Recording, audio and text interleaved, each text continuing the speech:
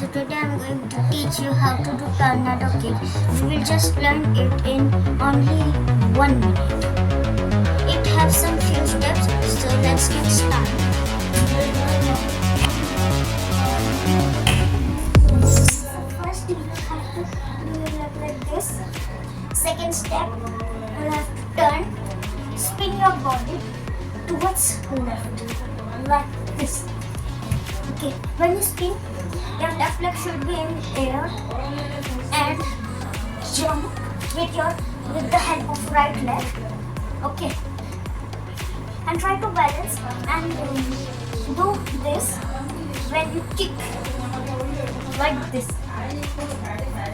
So like this, we have to lift our left leg, jump, bend our leg, kick and turn around.